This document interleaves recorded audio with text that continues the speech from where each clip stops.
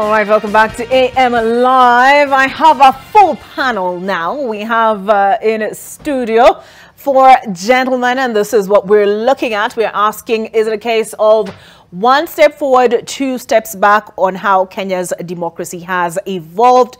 We have Victor Marende, anthropologist in studio, Nuruddin Hagai, advocate of the High Court, Advice Mundalo, National Youth Chair, Jubilee, and getting mic'd, we have Askon Kamili. Good to see you. Karibuni sana. We're just looking at the dailies, the headlines, and so now essentially Nuruddin ushered us into the topic of conversation, which I've read out, but I came across this tweet of Ferdinand Omondi's, and he says, the last time I heard of subversion charges was in the 1990s during the Kanu regime under President Moi, a documented dictator. A 1995 Amnesty International report then described them as, quote, misuse of criminal charges against government opponents and critics. The report also said the use of such charges is often as much about restriction and intimidation as prosecution and actual imprisonment. Why is this important? A cabinet secretary and senator who have publicly called for the assassination of a senior politician walk free, while opposition leaders calling for protests are in court. Mkimaliza kusalimiana Askon Advice Mundalo. Your thoughts on this tweet? Were you listening? Should I read it again? I think come again. Okay. Oh, it's rather long, but fine. The last time I heard of subversion charges, and this is Ferdinand Omondi, was in the 1990s during the Kanu regime under President Moi, a documented dictator. A 1995 Amnesty International report then described them as, quote, misuse of criminal charges against government opponents and critics. The report also said the use of such charges is often as much about restriction and intimidation as prosecution and imprisonment. So this is really the part I want you to weigh in on here. Why is this important? A cabinet secretary and senator who have publicly called for the assassination of a senior politician walk free, while opposition leaders calling for protests are in court. Do you agree with him that this is reminiscent of the Moi era? First of all, good morning, Olive, and good morning to the rest of Kenyans who are watching us this morning. I think that tweet is basically about what has gone on with the arrest of Babu Owino and others. And in truth, we should not actually get to those kind of things as a country, because those are places we have come out of, the places where the state would be able to arrest people without any clear explanation, and then they disappear then you wake up in the morning, you are told he's now in Thika, the following day is now in Kirinyaga.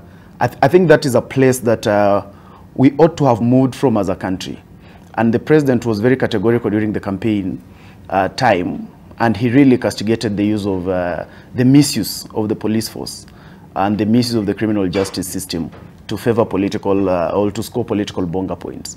So partly I agree with him that it is not a good place to be.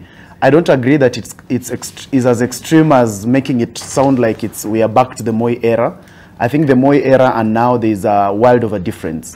So it is not to that extreme, so we don't need to really call it the Moi era, because again, as a country, Olive, we love being extreme pessimists, that anything happens and then we move to the extreme, that just because Babu Owino has been arrested, and I'm not trying to reduce the arrest of Babu Owino, but it also doesn't mean we move it to the extreme of calling it the Moi era. Okay. But it's, in essence, it is a wrong thing, and it is something that we should have moved away from. And I tend to think, sometimes, Olive, I think some people think they are helping government when they are actually worsening the situation. Because I don't think when you go and arrest Babu Owino, you help government per se.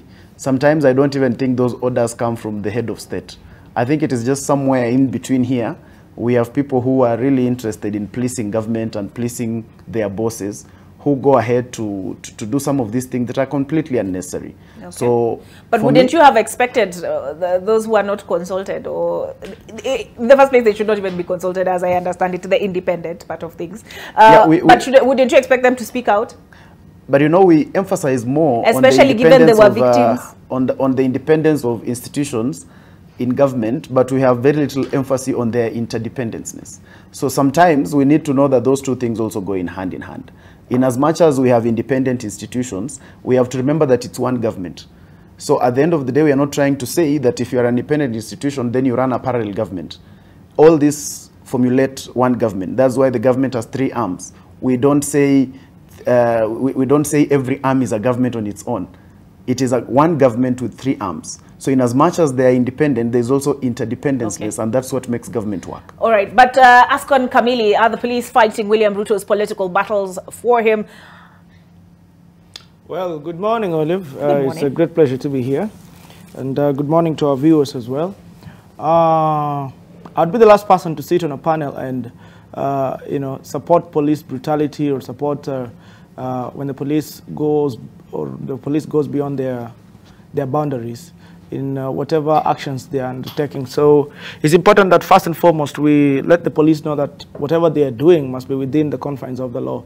The law prescribes each and everything.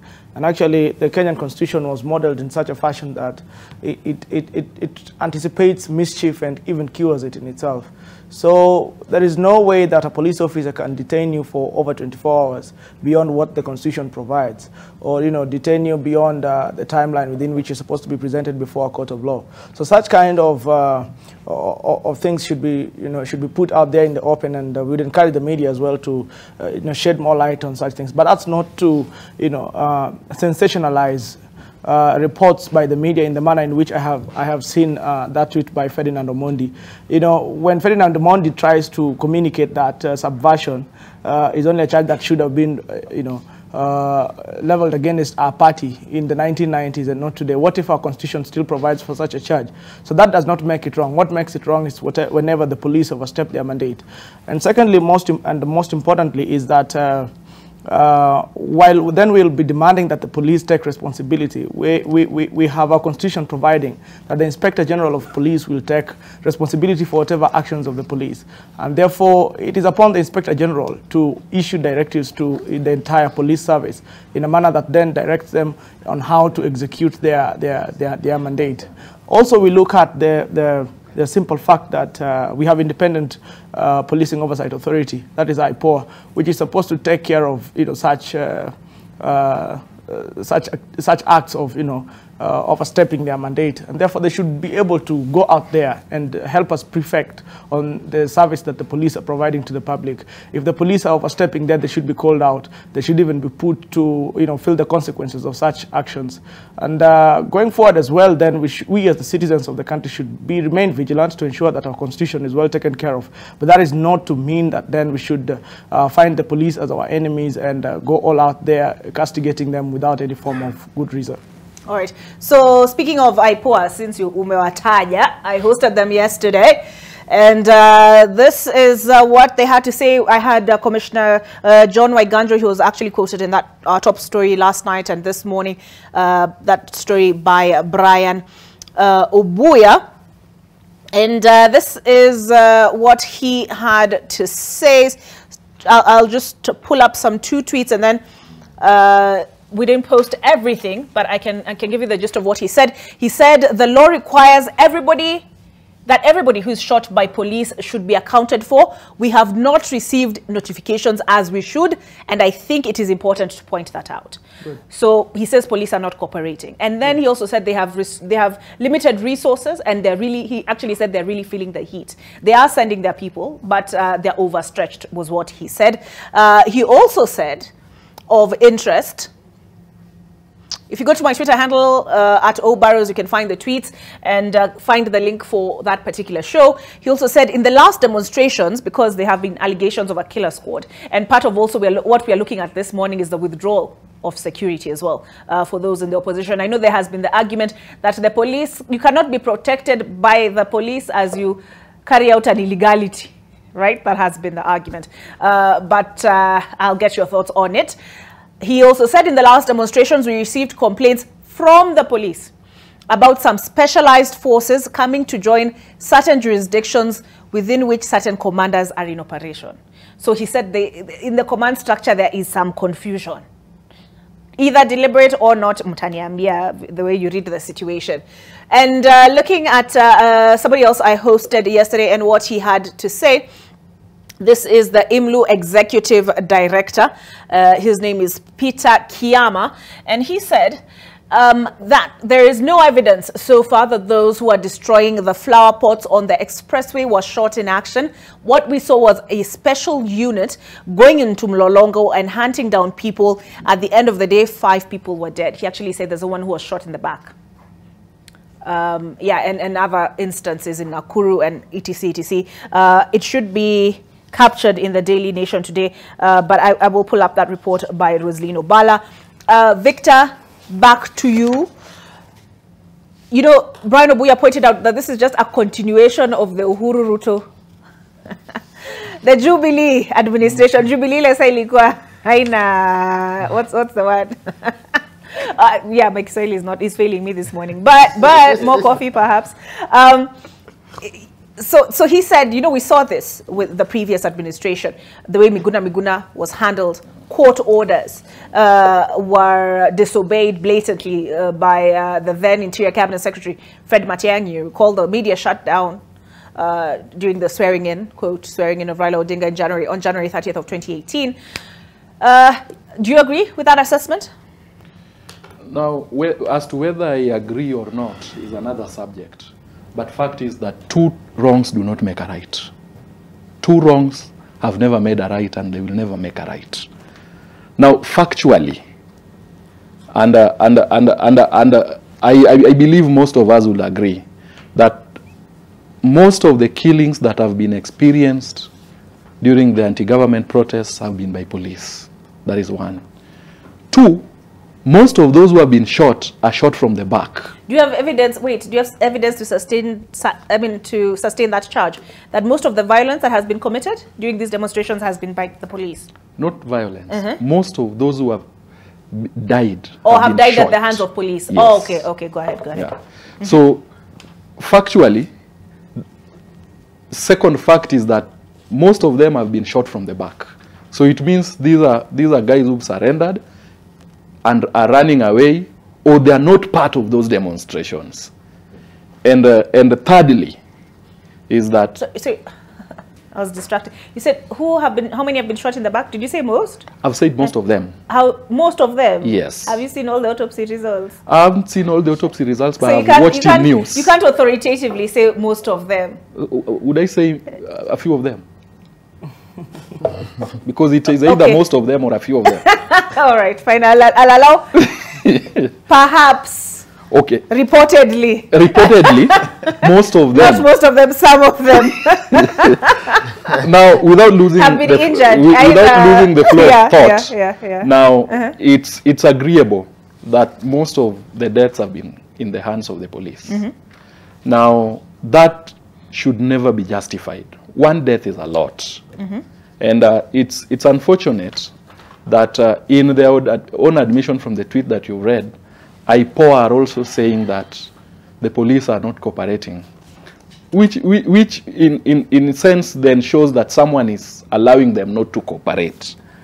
But then there is also an admission that there is confusion in the ranks now of the police. Now, when there is confusion in the ranks of the police, then it means there is confusion from the command. And then, who is the head of the police? Because I've heard my friend advise saying that some of this happen without the knowledge of the commanders, and the president being one of the commanders. Is he? He's not one of the commanders. Who is he? The president is not one of the commanders. He's the commander-in-chief of the defense forces. Thank you. Not the Kenya police.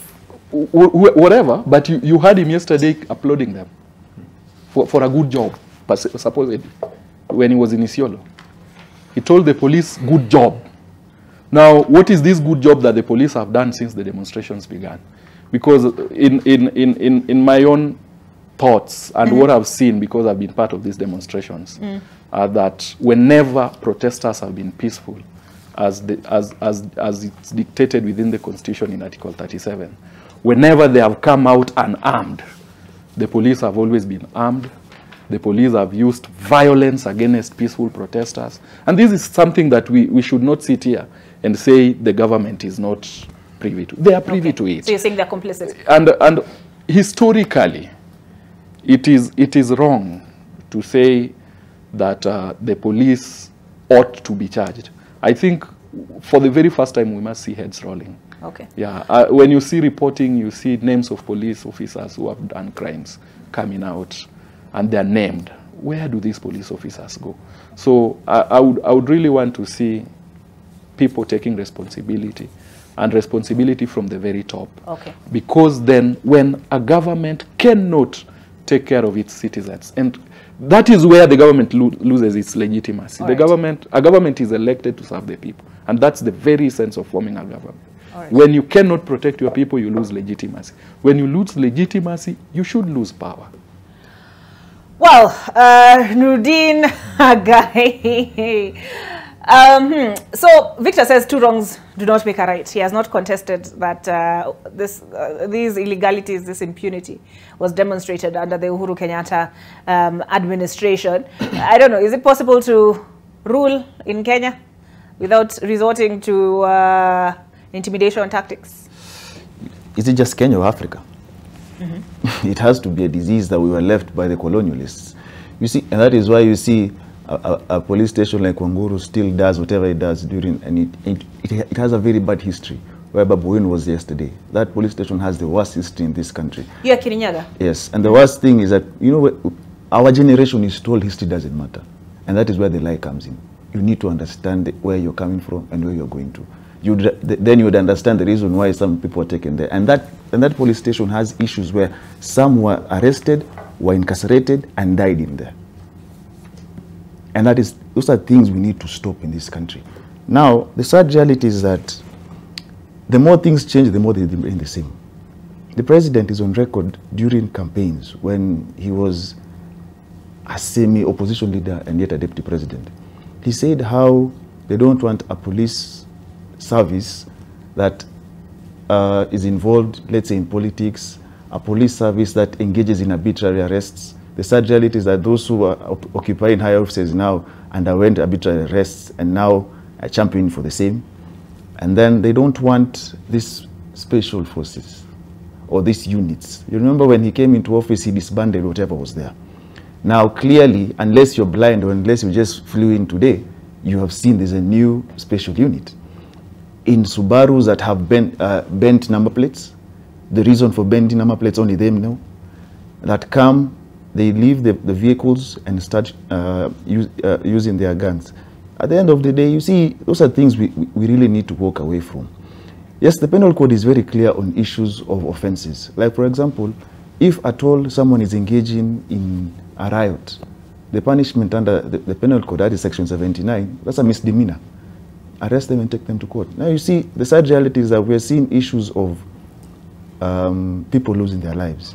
And we also are seeing that the police, some of them are also getting hurt, courtesy of stones here and there.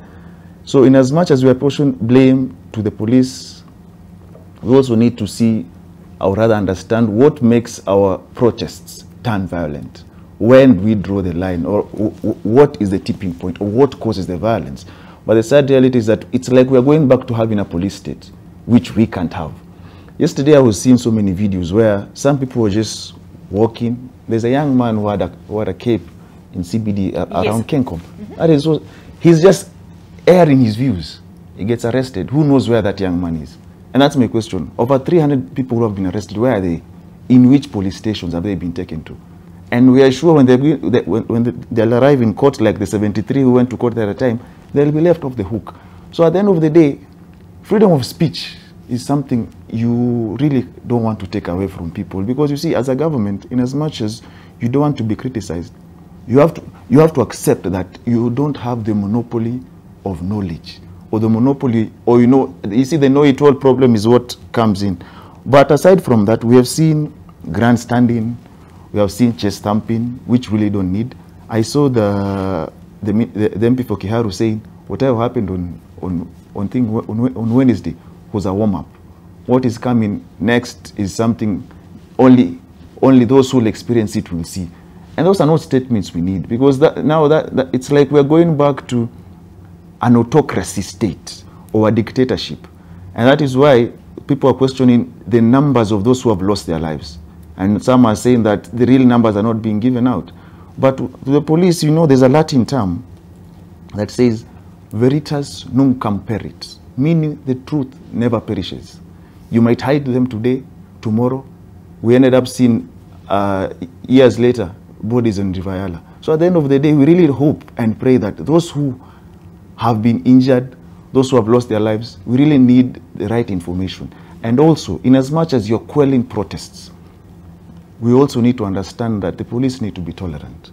Yes, they might say that some of them are pelting with stones at the end of the day, but it draws me back to the issue. When do these protests become violent? When do these so-called peaceful marches turn violent? If at all, and I like giving this example. When this Mandamano started, it started the same day with that of South Africa. Okay. Malema's Mandamano was beautiful because he wanted to take Ramaphosa home, which until today Ramaphosa is his president. Okay. But the sad reality is that the same Ramaphosa played a trick on him and let the police march with him. But ours, you declare you're going to have a meeting at a certain ground, but you can't reach the ground. Okay. And that in itself is one of the issues as to why we see the exchange between the people and the police. All right.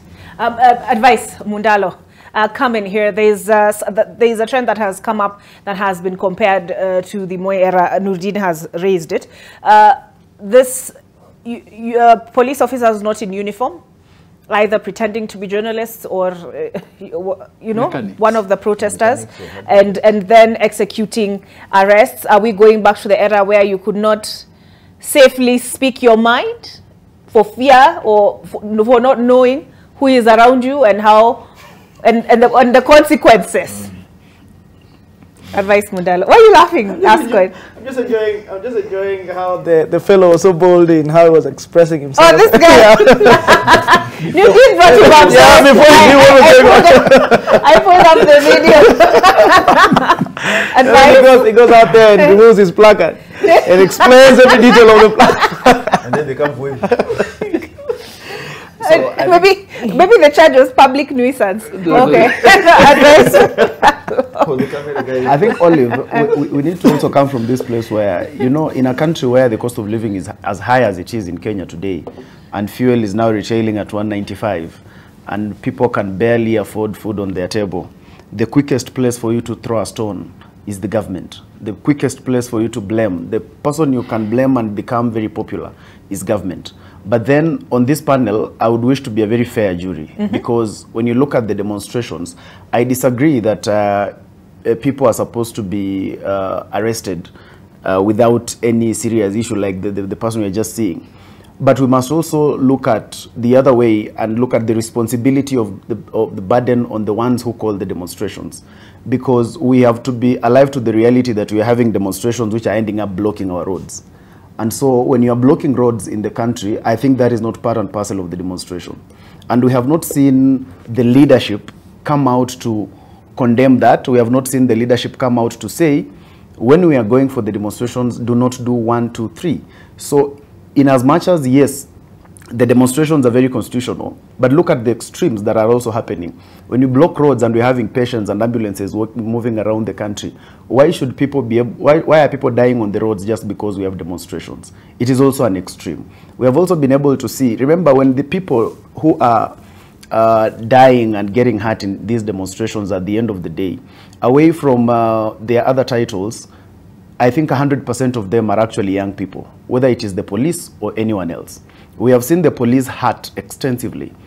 And the people in the police force are also Kenyans. We most of the time talk about the police as if they are alien. They belong to a certain cloud, and then we have Kenyans. These people are also Kenyans. We saw but who carry the guns? We saw in the tear gas advice. They do. Yeah. They do. And I'm not trying to say that they do not carry they are part of the blame, but I'm just saying we have to be very fair in looking at both situations.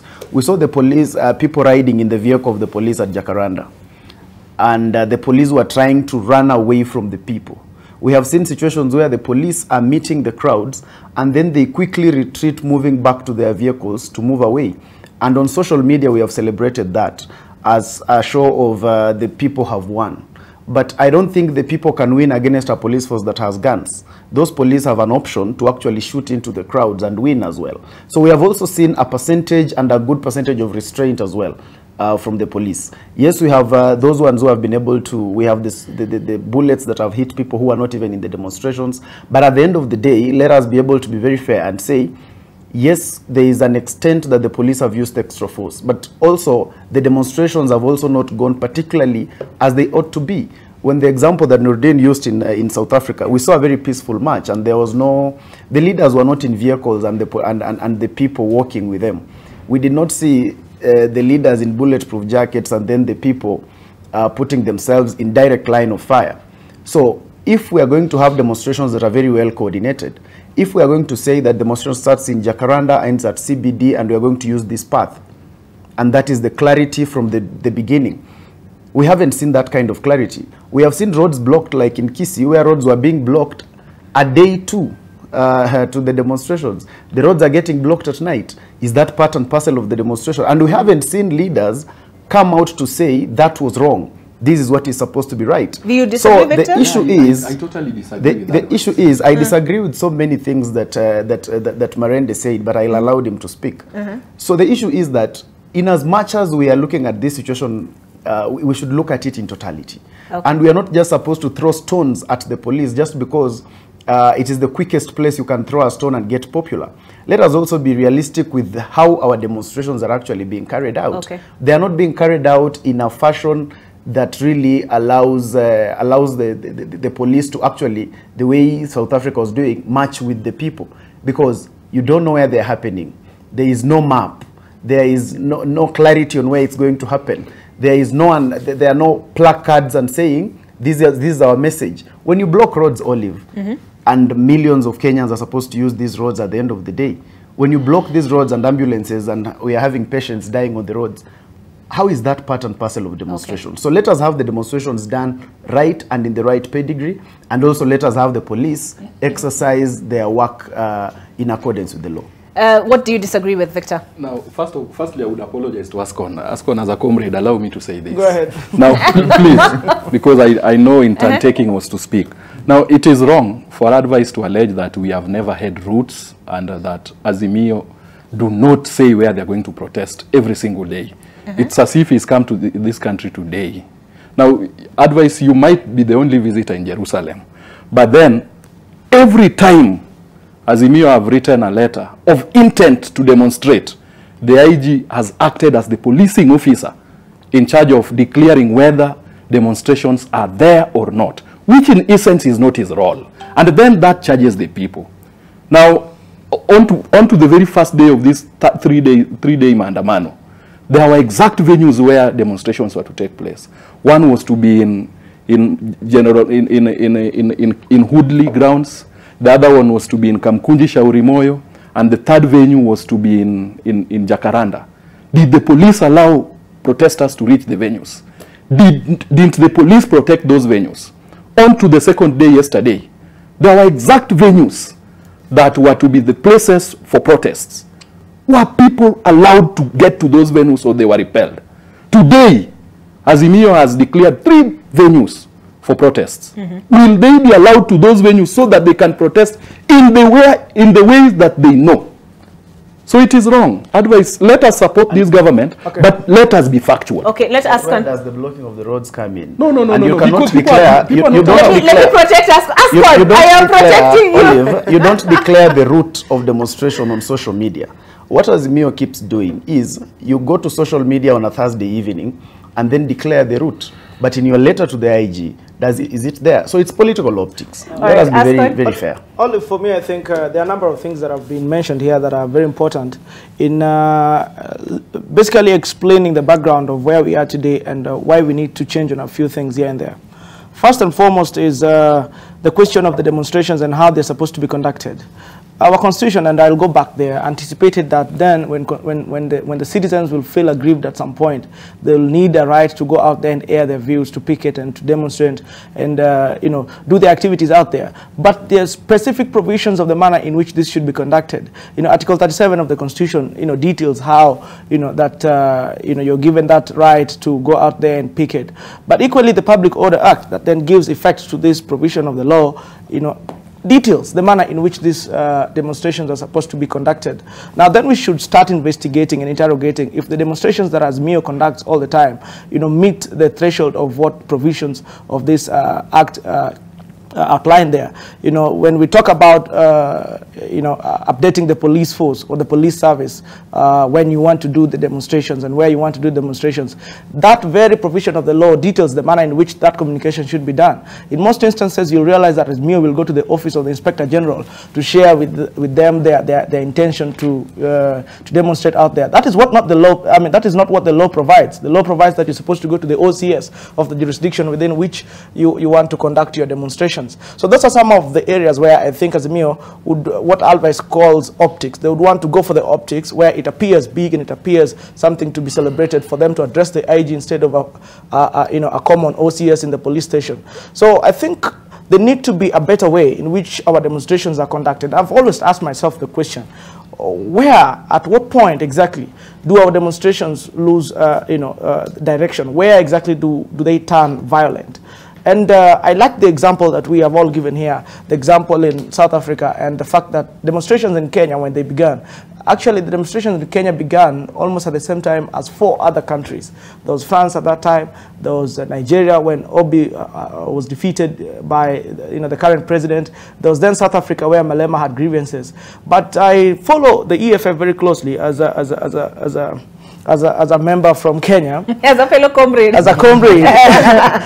You realize that their leaders are very clear. And, you know, the factor of discipline is given a lot of weight in the demonstrations. And even the leaders will come out and tell you that any slight sense of indiscipline will be punished immediately.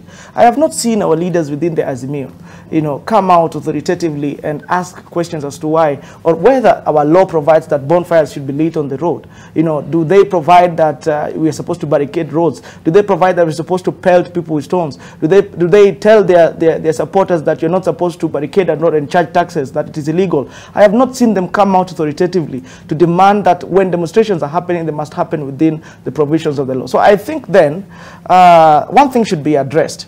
Maybe the opposition finds it fashionable and that it will bring more attention and public and international attention whenever deaths occur, whenever violence occurs, whenever things are burnt. That's when exactly now the international community, you know, will feel provoked and they start, you know, issuing communication. And I think that is where now we're losing it. What is more important is that we have to have a balance, create a balance between what we want to achieve with the demonstrations and what the law provides.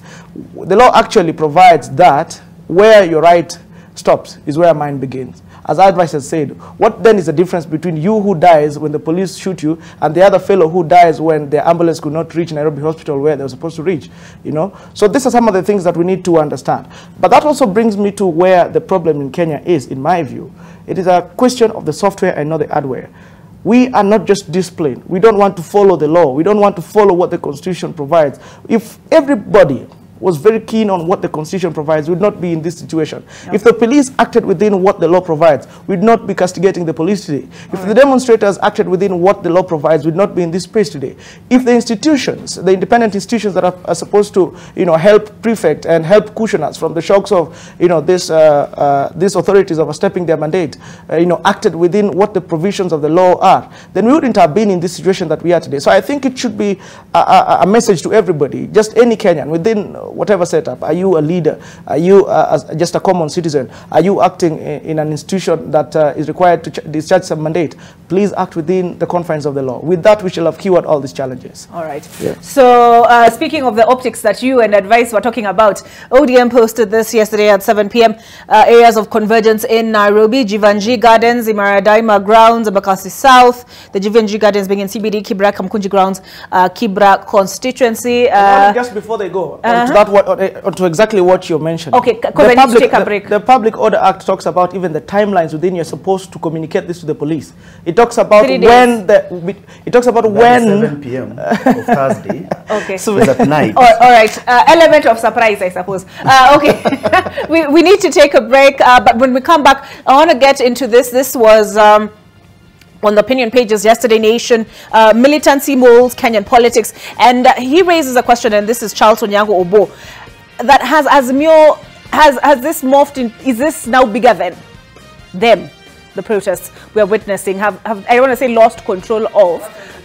You know what I mean? But we'll get into this on the other side of this break.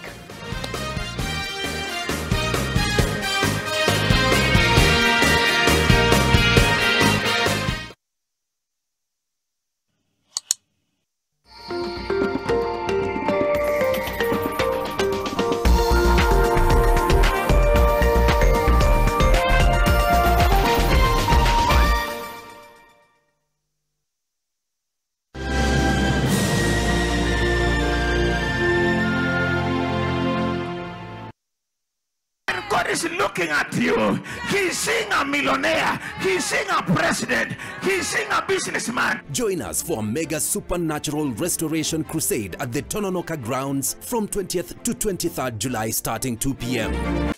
Angusha Kotroli kila wiki na Carrefour. Shika toss assorted sachet at only $1.95, Dawat aromatic rice at $8.71, red grapes at $2.24, na fresh beef meats at only $4.79 shillings. Angusha Kotroli na Carrefour. But I know that meat looks tender, but maybe not so much when your chest is burning. Remember what happened the last time? Hey, dude, you don't listen, man. Are you testing yourself?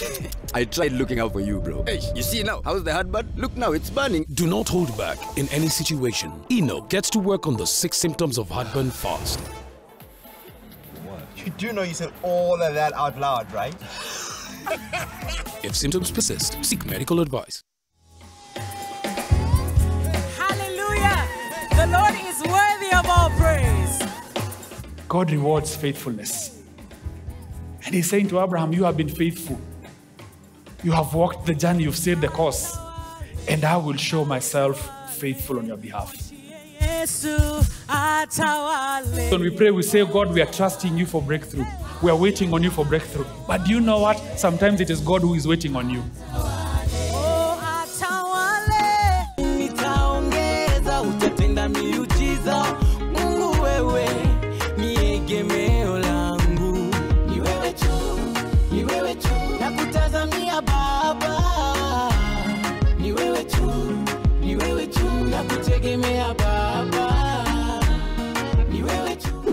To get Nakutazamia as your skiza tune, dial star 811 star 926 hash.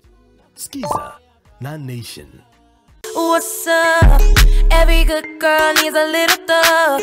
Every black boy needs a little love. Hey yo, what's up, One Republicans? What it is, what it do, what it does, beautiful people. So to all the lovers of rhythm and blues, tunawaletea a special edition of R&B. This is a perfect timing night.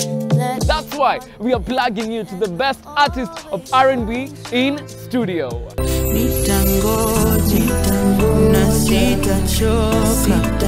We'll also be grooving with Kanjaru Girls and Kevo Peanut butter made with 100% pure peanuts and a good source of omega-6. Grow healthy and happy kids with Blueband peanut butter. Available in 200 grams, 400 grams, and 800 grams. Buy a pack today.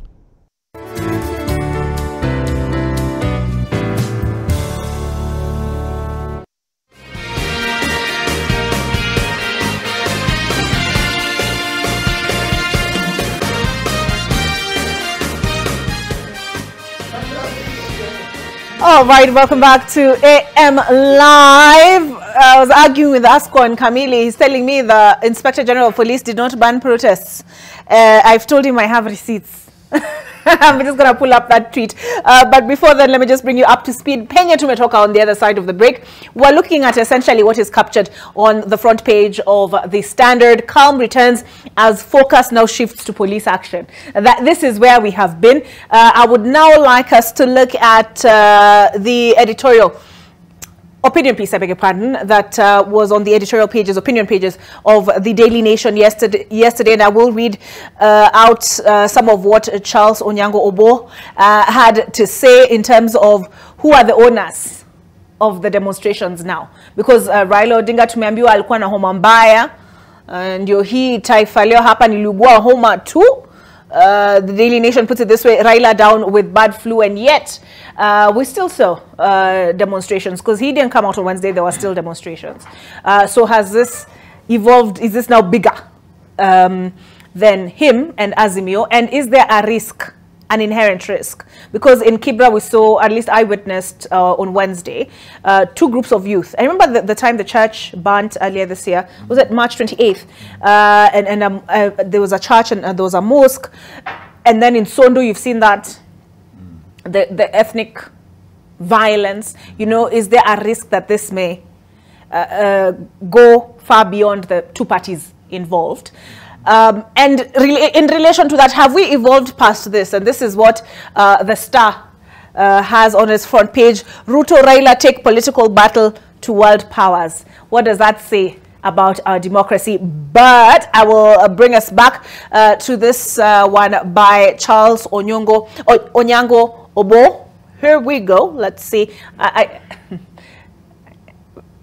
This was the editorial cartoon yesterday. I'm just saying. Related to the one front page of the Star in terms of world powers and their influence on our democracy. But the shade, let me just say, the first paragraph has a bit of shade. During the Maandamano protests last week, one couldn't help but feel that in several places and some points, they were not propelled by the Azimio la Umoja, who have been calling them over the past few months. The scale of protests spoke of a national organization capability that the coalition, and here's the shade, has rarely shown, or if it has the ability, has done a good job of hiding it. That presented both an opportunity and risk. It seemed to offer Azimio an easy path to grow its protests beyond the election grievance action. They started out as into a big tent movement, which mops up the cost of living issues that have sharpened over the past 7 months. It could marginalize its leadership and hand the ownership of the demos to more militant actors, at least at the grassroots, but burden Azimio with an image of being reckless. Do we agree? Do we disagree? Victor? Now, I would agree in part and disagree in part. Now, why would I agree? I would agree because then there are those who would want to take advantage of these demonstrations. And that happens everywhere, that you would find opportunists somewhere who are waiting for these opportunities, then they would take them up. Now, secondly, I would disagree that it would portray Azimio in bad faith somehow. And it depends on the image that someone chooses to see. Because like this session of Maandamanos, the last two, we've witnessed the party leader being absent, but Kenyans are still turning out. So in a kind of diversion, what must be interrogated are the causes of the Kenyans' grievances. What brought us here? Or how did we get to this point? Now, did we have a flawed election? Is the economy hurting? Are Kenyans a bit bitter about who are the rulers right now? So it depends on where you look at it from. So as to whether you are looking at it as a Kenyan citizen who is underprivileged or overprivileged, like my friend asked on now, you'd check into your lenses and know why and how you speak. But then factually, according to me, Kenyans are complaining about very basic things. Now, the most basic thing that Kenyans are complaining about is that they want food. And when they turn out with sufurias on the streets, the government is offering tear gas. So so that you can cook tear gas in a sufuria. It is not possible. All When right. Kenyans are saying they want food and they come up Okay. and they come out with sufurias, the government is lobbying tear gas and water cannons at them. That is wrong. If Kenyans say they're hungry and angry at the same time, if we had a legitimate government, then a legitimate government listens to his people, because in the very tenets of this constitution, then a government is mandated to do public participation. Do they? All right. Your thoughts on the subject, Nurdin? You know, has our democracy evolved to the point that at a certain point Kenyans will say, you know, this is not about the two people sitting and negotiating power. You know, there has to be real change. Yeah. You see, the sad reality is that we finished elections, but we are still in election mode, in that Kenyans still view themselves as Azimio and Kenya Kwanza. You see, the moment you stop seeing things as an Azimio diehard, as a Kenya Kwanza diehard, you'll come to agree certain things. One, that the cost of living is high. That two, some things are not being done in the right way. Three, are we taking the right direction in certain issues? Once we start internalizing that as Kenyans, we'll have an honest conversation. Like, you ask yourself, there is no supermarket for an Azimio in Kenya Kwanza. There are no taxes for Azimio in Kenya Kwanza. Now, in his subject, he says that these protests are bigger than Raila. And I don't think so, because he's still the one calling for Maandamano. Because if they were bigger than him, then we would have had sporadic. Let's say the Kenyans would go out on a Monday, but they have to wait for him to call for demonstrations for them to come out at the end of the day. Now, the sad reality is that we have to be honest. And I say this when we started the show. There are issues that people are facing. Now, during his first Maandamano, it was more or less about the server. Now, they have given him fodder, which is now the cost of living. And like I rightfully told you, he's in the opposition. And whatever he gets, he'll use to his advantage. Now he's talking about the cost of living, and he's talking about the issue on fuel and the finance bill, the repeal. And the issue is, if we solve those issues, the question now begs is, will there be a need for Maandamano? The answer is no, at the end of the day. Because if we tackle the issues they're advocating for, which are pertinent to the people, or rather people-centric, there's no issue for demonstrations at the end of the day. But what we are seeing is that this thing has taken a different trajectory. It's more or less now political. It's campaign rhetoric, where the president has decided to answer Raila whenever he goes anywhere. And the sad reality is that we're opening a national project, and we are going straight into a campaign mode. I had a friend who visited me, and he keeps asking me, bro, when you guys are not done with elections? Because anytime I jet in, it's hot. I told him we are done, but you know, the sad reality is that we finish elections to plan the next one. Those who are MPs want to become senators, governors want a second term, the president now wants a second term at the end of the day. The sad reality, but that is our life. Now, moving on, there are those who feel that these demonstrations, the police are taking actions beyond the purview of the law. And there are those who feel that the fact that we are calling them out, then we are being unfair to the police. You know, there's a saying by Vladimir Putin, don't blame the mirror if you're ugly. If you're ugly, you're ugly. And if your actions are ugly, they're ugly. And you cannot sugarcoat that. There has to be, and we need to understand the training the police have at Kiganjo. Is it to serve and protect, or is it to come and protect the crown? Because we changed it from Kenya Police Force to a police service. We thought by removing the force and service, we have implemented changes in the police service. But we failed to decolonize the police service, because it protects the crown at whatever cost. You see videos of even women being hit with those things for the djembe. You ask yourself, why? If I have committed a crime, arrest me, you get, and produce me in court. So at the end of the day, we have to have an honest conversation where we are careful, because those who are now in office, I remember there's a tweet back then where Ndini Nyoro was telling Uhuru, suspend the constitution, become a dictator. And then when things started happening to them, they started questioning the same person they were telling to act arbitrarily. Now the sad reality is that when you fatten a snake, be very careful when it turns on you, because it will turn on you. Okay. All right, just a couple of, let me look at a couple of tweets quickly, and then advise what has been raised by Nurdin, right? This is, tulisikia Rigathi Gachagua during inauguration, akiongea na uchungu. Vile alifanywa, right? They have said we were victims of excesses of the police service. I almost said police force, police service. But it appears that the same is happening under this regime, despite promises of autonomy. What are we missing? Yeah? 1 second, quickly, comments. Abuga Arisa says, Olive Barrows, good morning. Good morning, Abuga. The issue of the National Police Service, you're getting it all wrong. Police are just trying to sort a social issue, which is complex in the best way they know, even though sometimes wrong. Our youth are extremely desperate. Our arrogant leaders are not listening. Mandamano is just another avenue for the youth to vent. I remember in the piece by Ibrahim Karanja where one Mathare youth said, hawataki kutuachilia, tunataka kupeleka mandamano uko kwa matajiri, vijana hapa mtaani tunaumia. And he continues to say, we have given our youth promise for far too long. The bubble is bursting. If you remember that genre song, Subaru ya Mambaru, imekam na ime? Ja. What's up, Nurdin? And from some videos circulating in social media on what happens, we need long-term economic solutions for our youth. All the rest, anasema ni panganga. All right, let us see here. I thought I'd opened this. Here we go. Abdullahi Alas says, Olive Barrows, state and the system haven't realized that under the 2010 constitution, you don't operate under political class wisdoms, but rather the dictates and spirits of a document, the constitution, that has put restraint to power. Criminal cases in Kenya flop most of the time. And here we have Titus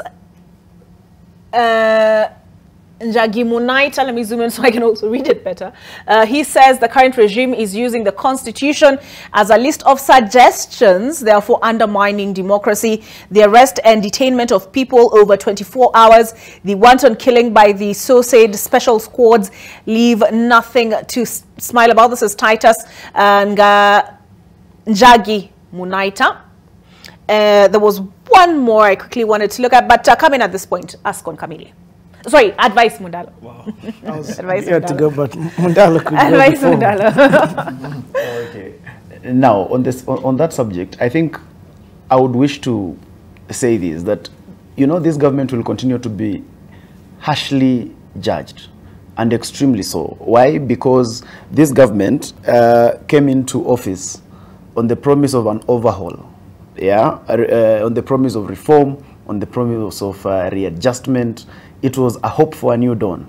And most of this was on the backs of the young people. And that's why you see there is extreme reaction from the people. That's why you see, and you rightfully quote, when the Deputy President talked about what happened then and what will happen now. Now, it is because of such things that the judgment is extremely harsh. It is not that things are too bad as so different from what they were, but the issue is the promise that this government came with. That is what makes the people judge them extremely harshly, because what they made them believe and what they made people see that change will almost be instant. They almost made people believe that as soon as they get into office, there is a miracle that will happen and things will be extremely different. And that's why the judgment is as it is. But be that as it may, I wish that people and Kenyans understand that at the end of the day, most of what is happening is purely politics. Most of what even Azimio is doing is purely politics. The truth is that there is high cost of living, and the truth is that Kenyans are struggling. And therefore, it makes it very easy for you to dance on the graves of suffering Kenyans. It makes it very easy for you as an opposition to then be able to ride on that and look like you are having extreme numbers. It is not that they are numbers. The truth is that there is a problem in the country. The truth is that Kenyans are struggling with livelihood and with food and with each of these things. So, but then, as a responsible leadership, do you sit down to see how this can be salvaged? Or do you ride on the back of that suffering Kenyan to be able to make it look as though now you are better than the other one? Because, Olive and I've kept saying, during the Azimio campaigns, the cost of living was not low, it was still high. It might be higher now, but when it was high then, we explained to Kenyans, and we told them, together with Marende, here and the Right Honorable Prime Minister and the leadership of Azimio. And we explained to Kenyans that the problem was the war in Ukraine and Russia. And there was the after effects of the COVID pandemic. And these were things that the Right Honorable Prime Minister said himself. Now today, just because Azimio is not the government, the shoe has now turned on the other leg, that explanation has drastically changed. And therefore there is no consistency. And that is how a Kenyan should be able to see it categorically, that in as much as what is being fought for is the reality of the ground of what they are facing, but they must know that it is not necessarily the interest of the politicians. The interest of the politicians is purely personal. And what they are doing is just to ride on their problems to achieve a personal mandate, to achieve a personal thing. Look here, if the handshake happens and the president meets the Right Honorable Prime Minister, maandamano will stop. Will the cost of living stop? Will the cost of living go down? Will the finance bill then now become a good thing? At the end of the day, the moment that happens, each of these protests will stop. And I can assure you, my brother Marende will come back here and he will tell you about how good the government has now become. So the truth is that this political arithmetic that is happening in Azimio is purely optics. It is purely personal. It is purely something that Azimio wants to get to the next level. And I've said, every time there is an opportunity for them to have real change, they don't do it. Okiya Omtatah, when there was an issue with the finance bill, Okiya Omtatah went to court. And we had a hold on the finance bill. No, there was no demonstration and nobody died. But something happened. When the finance bill went to parliament, Azimio concentrated on talking to the people when at that time they were supposed to be talking to parliamentarians to ensure that this bill actually does not come through. But what happened? The Azimio MPs went on holiday. The Azimio MPs disappeared from parliament. And this bill went through with 186. More than half of Azimio. And yet we have kept saying that Azimio has more numbers in parliament than that. And when you are supposed to ask them what happened, they quickly ran to the quickest place you can hide. Our MPs were bought. They were bought. Where were you? Why wouldn't you marshal them? Why wouldn't you talk to those members of parliament? And are your members of parliament that cheap that every other time the explanation will always be that they were bought? I think Kenyans have to understand that there is a difference between leadership that is interested in solutions and leadership that is interested in optics while riding on their problems. Yeah. Okay.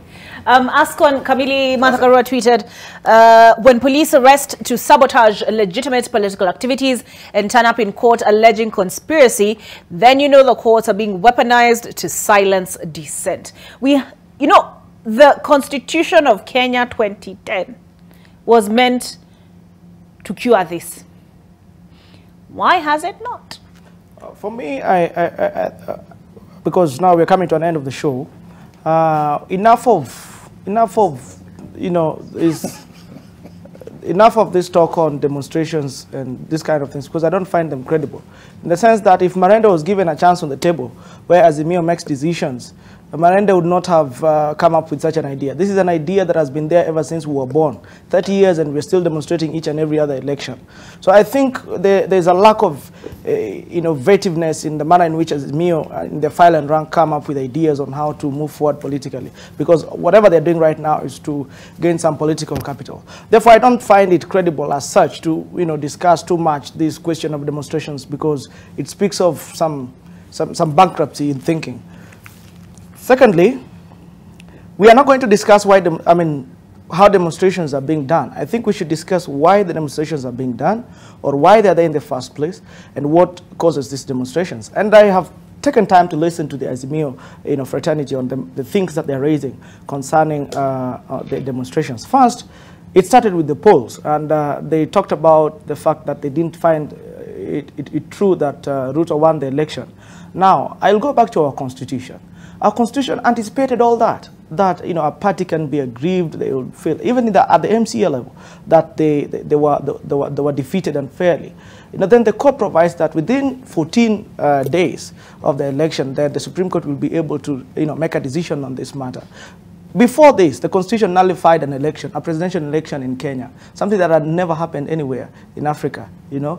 Today, the same Supreme Court has upheld the election of William Ruto, but still we think the Supreme Court was bought, as Advice says. So we always resort to slinging mud on our institutions that have been provided by the same law we purport to be fighting for, and we sling mud on them and, brand them out there as, what you'd call betrayers, traitors, and therefore these are people who should be met on the streets and stoned. It is very wrong. For us, it should be, what does the Constitution provide?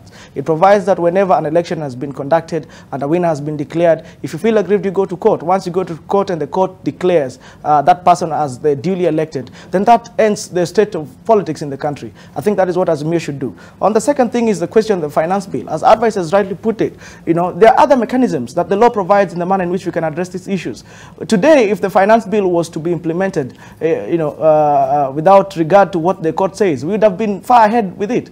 But the court has made a decision on this matter and has put a halt to the implementation of the finance bill without losing a single life. I think that is where then we should go, because if we were to follow what our institutions do in cushioning us from such shocks and excesses of the government, what you would call excesses of the government, then we would not have lives lost and we would not have violence and destruction of property. You'd go to the question of the cost of living. I'm very concerned that very few people take time to interrogate what the president is doing, and not so in support of the president, but objectively. The president has a number of promises that he made to the country, and these promises were to be fulfilled in different stages. One, there are promises that could be fulfilled on policy decisions, and others that will be fulfilled on long term. And I find the question of the cost of living as to have two extreme options. The first option was either to subsidize the consumption as the previous regime was doing, which is extremely unsustainable on the country, or go and subsidize the production, which is what the president has gone for. He's actually subsidizing production, offering inputs to the farmers, registering farmers, having a systematic approach to solving the question of the cost of living. An objective mind should be able to analyze and interrogate what the president is doing, and scientifically he's doing it right. It might take a lot, and Advice rightly put it. The promises were too much, and there's a lot of expectations. But that does not divorce me, an intellectual, from interrogating what the president is doing and giving him credit for taking a scientific approach towards solving the question of the cost of living. But just as I wind up, there are two other things that are very important. I'm going to consider this your concluding remark. It actually should be my concluding remarks. I'm very concerned that Azimio is more on the optics than the real thing. More of cosmetics. I mean, how the makeup of how politics would look, how the rallies are big, how the demonstrations are successful, than going into the science of what an election is. An election is about the numbers. I keep asking the question, while we will say Azimio won the election, how then is it that they have fewer MCAs? How then is it that they have fewer MPs? How then is it that they have fewer senators? How then it is that, I mean, it's just... Their MPs were captured. Okay. Let Victor come in. Certain charges have been made that Raila Odinga is a hypocrite. That a lot of the democratic principle violations he's alleging now, he was complicit in the last administration and said nothing. That's an opinion, and everyone is allowed to have their opinions. Is it an opinion? It's a fact. It's not an opinion. To me, it's an opinion, and I'll explain why. A fact is a fact. Whether I'm allowed to also express my opinion. Yes, go ahead. Yeah. Go ahead. So I want to believe that's an opinion that is held by very many, which is a lie. But then on to what we are doing right now and where we are. Fact is, Mr. William Ruto was declared president by Chebukati. Victor has been very deliberate in not touching any issue to do with because administration. He's like, on to... Because I want to respond to the very facts that are here. In a minute or less, please. Yes. Now, there is the allegations that Azimio is very hypocritical about what we are doing. Fact is, Mr. Ruto was declared president by Chebukati, of which the Cherera 4 disagreed. That is fact, and we cannot run away from it. Fact is, when the CJ Koome said that he was duly elected, we agreed with that ruling. We respected that ruling, but we disagreed with it. And fast forward, in January, we had a whistleblower report that gave us some figures. 30 years, we still have whistleblowers, Marende. Come on, man. Ascon. Okay, guys, I need to conclude. I'm concluding. Yeah, please, and quickly, because quickly, please. Yeah. 30 seconds. So fast forward in January, we had a whistleblower report that we still hold dear because then it gave us figures, and the figures have never been disputed by this IEBC. Then the Cherera 4 were fired, but then in January, Mr. Ruto was also clearing almost just 100 days in office. 100 days of failed promises, 100 days of... Victor, I have to stop you there so that I allow a minute each for Nurdin and advice. Nurdin? You see, for me, I'll end the show by... as an advocate of the High Court of Kenya, but do I say, I am big on issues of human rights, all right?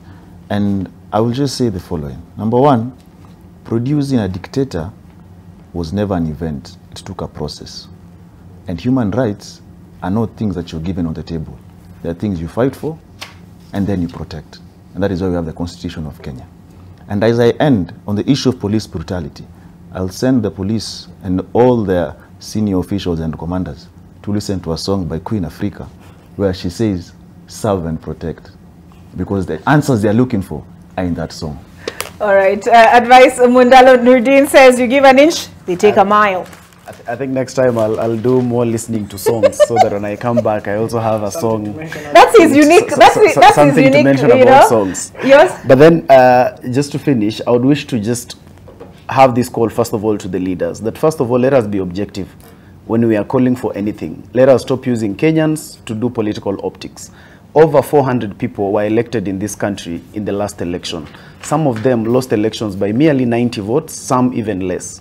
We are not forcing those people to have conversations with the members of parliament who won, the senators or the governors. We are only forcing people to have a conversation about the presidency. I think we cannot keep doing that as a country. Yeah. Let us start, first of all, accepting that we can finish elections, and now as a responsible opposition, let us push government towards delivering instead of sabotaging it so that it fails. All Thank right. you. That was sufficient. Allow me to conclude. No, Victor. We want food today and not tomorrow. Okay, sawa. So we didn't get to guys. We didn't get to the front. You know, I was on the streets. I was on this editorial of the Star, so I was looking at it because Raila Odinga on his Twitter said Zakayo atashuka or something like that. Looks like the Star has depicted it in its editorial cartoon. But the front page was talking about the international community and Ruto and Raila. Quick second, Jack. So I'm finishing just now. Ruto Raila take political battle to world powers. Can we book another date to discuss has Kenya's democracy outgrown? It's actually important. Mediation by outside players. All right, that's it for AM Live. My name is Oliver. We've had in studio Ascon Kamili, Advice, Mundalo Nurdin, Hagai, Victor. Sorry. Wait, don't say Marende. That's it. It's my first time hosting him. I will have his name down pat, back of my hand next show. Good morning.